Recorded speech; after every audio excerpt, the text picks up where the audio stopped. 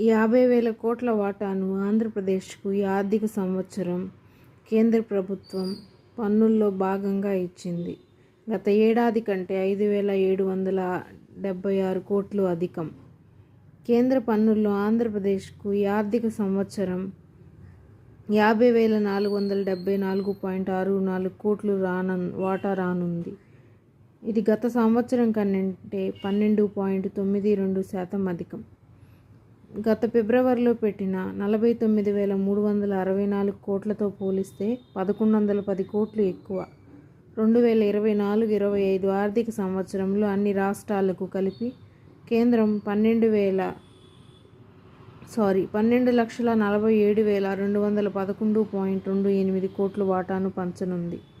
అందులో 4.04% ఆంధ్రప్రదేశ్కు దక్కనుంది.